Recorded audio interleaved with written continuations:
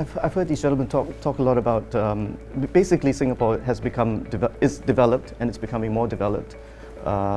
Everything's becoming more institutionalized, and that accounts for the success that we've seen. But we've been talking about some cases going on in the market. There have been threats of defamation suits. There was the penny stock case back in 2013, which the CAD calls the largest stock manipulation case ever. Last year we learned that Keppel was paying large bribes in Brazil. I mean, this is sort of the behavior that you get in third world countries, surely. Or large markets where lots of money flows through, I guess. And I guess if Singapore is the corporate center that holds a lot of these businesses that Sutat talks about, then I guess if a lot of money flows through, then some of it may turn a little bit muddy as you go along the way. So I can understand that. I think having a lot of suits and law cases is the sign of a vibrant market. It's a sign of things going on, and therefore some things will go wrong. I think it is natural for a large business center to have a lot of cases, to have things go wrong. The Keppel case, I think that's a function of them probably doing business in a different part of the world. You don't hear about bribery scandals happening in Singapore. You don't hear about accounts that are being investigated going up in flames on the Singapore roads. It's really when there are investments in maybe more questionable parts of the world that things tend to go wrong. And if Singapore is the financial holding hub for these countries, which is what we tend to be doing. In my line of work, I see that Singapore companies tend to be the holding company for a lot of these businesses. So it naturally flows up to the mothership. But I don't think Singapore is where the lawlessness is actually happening. It's just where it's being felt, because this is where it's listed. Okay. So does Singapore have the right sorts of laws and enforcement mechanisms to deal with these issues as they come up, or do things need to change? Okay, so a few things. When we're talking about listed companies, I think the stock exchange does what it can, but it is limited because ultimately it's an exchange. It doesn't have the force of so much law. It has to work with the MAS. The MAS is the real regulator, that is the real policeman in this particular end of the market. And that's difficult because you still need to prove a lot of these points. A lot of things happen offshore. The MAS has got its work cut out for it, but again, as I've said, not much of the criminal activity necessarily takes place in Singapore, especially for some of the businesses which are more far-flung and operate in countries where the laws are less well policed.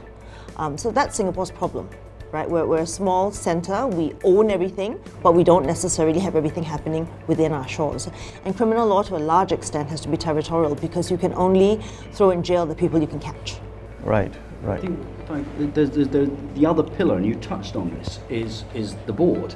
And I think the one thing I think Singapore has got going for it is the move to get more independent directors on, and it's the job of independent directors to be travelling to their branches in China or Jakarta or whatever and asking the difficult questions. Why are we making so much money in this territory, for instance?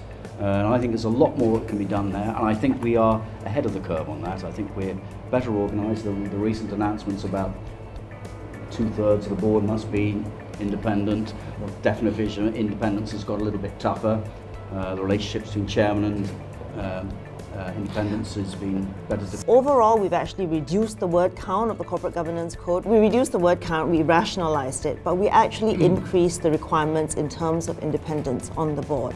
We actually increased the scope of what needs to be looked at, and we simplified it. We said, instead of giving you these 15 rules that are easy to follow, let's give you 3 broad principles that those 15 rules fit within, and you make sure you get that right. And then whether you do it by way of these 15 rules or some other way, that's up to you, but you've got to get the governance right. And that's about independence, it's about no conflict of interest, it's about transparency. So we focused on those things, and I hope we'll have actually come up with a better code for the board to be better run, including a higher level of independence. We've also tightened up what's defined as independent. I think more can be done by boards to select the right people. If you look at the number of people who are constantly rotating on the boards, you do wonder whether there is a kind of social compact that I will play my part.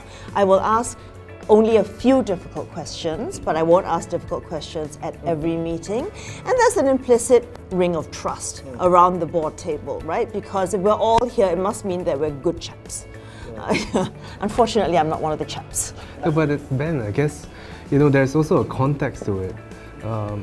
If we want a really vibrant market, and the rose-tinted days that we see in club in the 90s, that we see in the dot-com era, it comes with its attendant risks of pump and dumps and so on, right? So a lot of steps to improve transparency, governance, the calibration that comes at each stage is important, because where do you make it too onerous, where there's no more fish in the swimming pool, and where do you create enough room for entrepreneurial activity? I think the governance standard is high. The requirements differ from market to market. So some places, certain people can't have directors on the board. The numbers are different. Who can vote for the directors are different.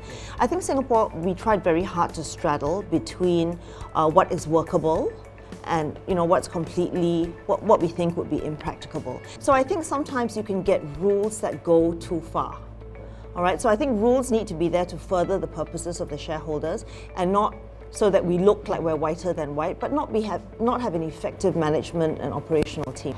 It's also, there's a big difference. It's no good having good principles if you don't have enforcement. Yes. And that is an issue. In the number of countries I have as good on paper rules, but enforcement's where they fall down. That's actually what I wanted to bring up. When something goes wrong in Singapore, this is the thing, we start talking about board structures and governance standards and whether we have, whether our rules are as good as somebody else's rules. But in the case of Keppel, and I can't see anything wrong with the board of Keppel, surely Keppel's adheres to the highest possible standards, as high as any standard in Singapore. In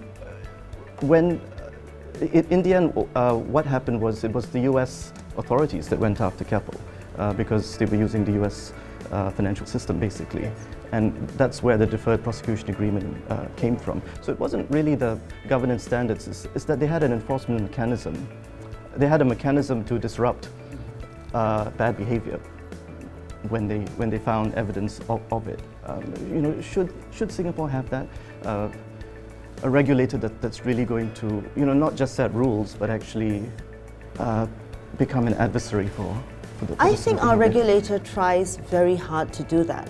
Sometimes it could be that they don't have the evidence. Sometimes it is that the evidence isn't properly happening in Singapore or through the system in Singapore, that they'd be able to check it. They aren't able to get the information about what has gone wrong. They can't step into the shoes of the company.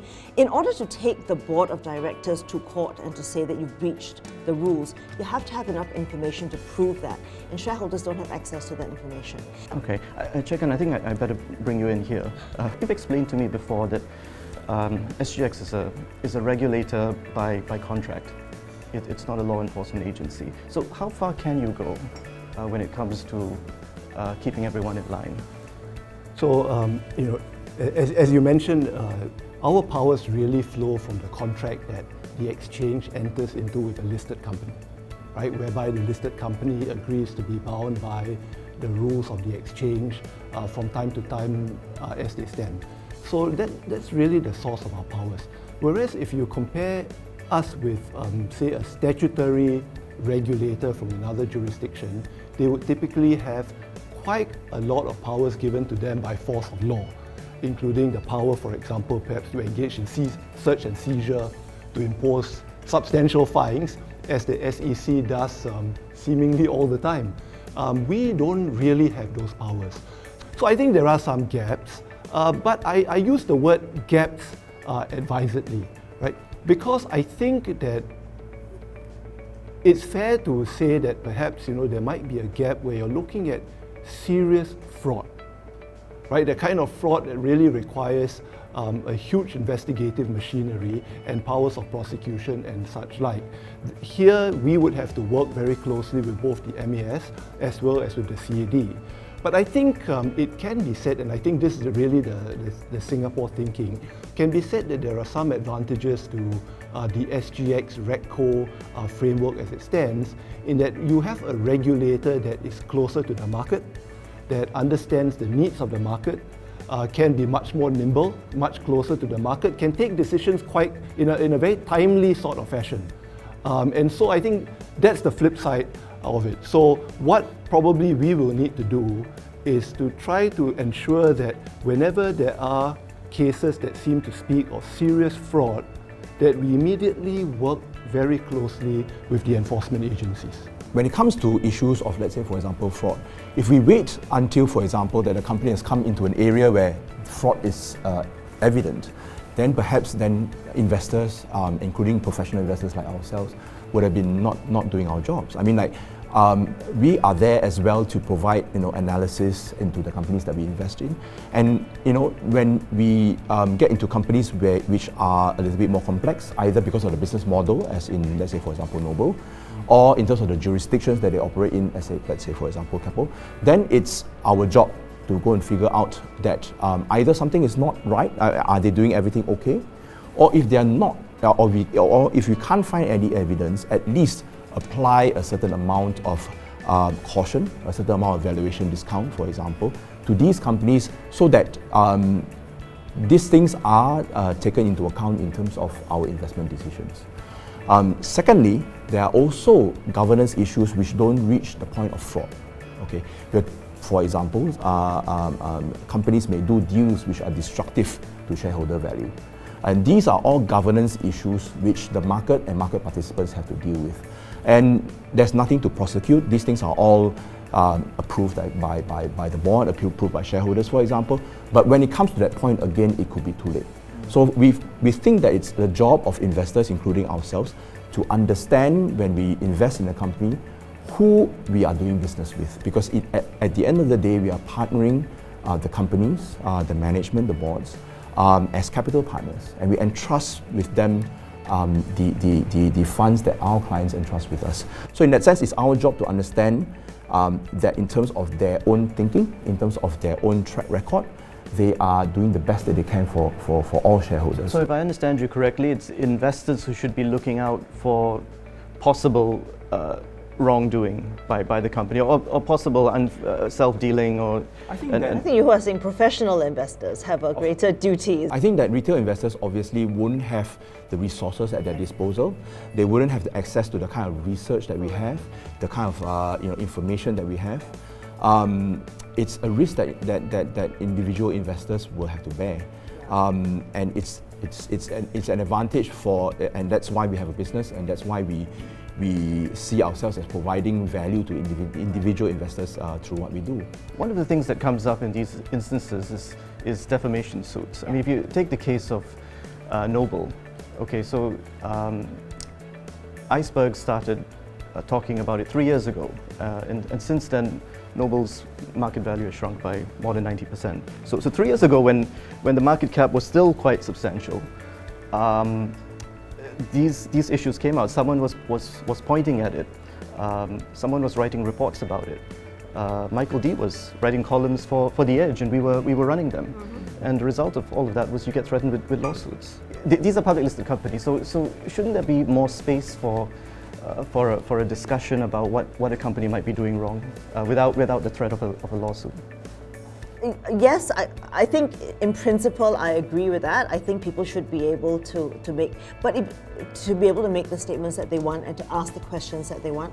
But if you actually come out and you allege that somebody has done some wrongdoing, then I think in Kuan Yew's words, really, if you don't take action, you are implicitly agreeing that they have a basis, right? And so the Singapore way. Yes, I know. So I think that's a decision at a higher pay grade than mine. We are, in a sense, a litigious society when it comes to defamation claims, yes, right? Because of the philosophy behind it. But the moment you go beyond that and you allege as a fact, yes, right, that there is, accounting fraud involved, then you've got to be able to justify this. Because we can't say that just because someone operates in a public space, that gives everybody license to make every allegation possible against such a person with no possibility of a comeback at all, right? So I think the law does try to draw a sensible balance. Well, there is an opportunity for a comeback. They could answer the question. Absolutely. Well, if I may share, I think it all boils down to the culture of the company. And I think it's not a panacea, for all problems, but you can actually put the system in place. I mean, if I can share CapitaLand, as a property developer, there's 1,000 ways you can skin the cat. Because the contractor can grease you, can grease your project manager, you can inflate the price of your raw materials, your architects can be kahoot with someone else, to award contracts and all that. So what we did, I think credit to the previous CEO, he instituted a very anti-corruption policy, and actually he got somebody who was an ex-Navy man, so to compile a code of conduct. And this is on top of the internal audit, which is supposed to do their routine checks and all that. So when you have this code of conduct, but the other thing, I think really you need to enforce it rigidly. So if anyone is caught, straight away is you get a sack. There's no reprieve, So I think, and then it was everyone has to toe the line, and you know exactly what you want to do. I think our real positive advantage, Ben, is the trust premium.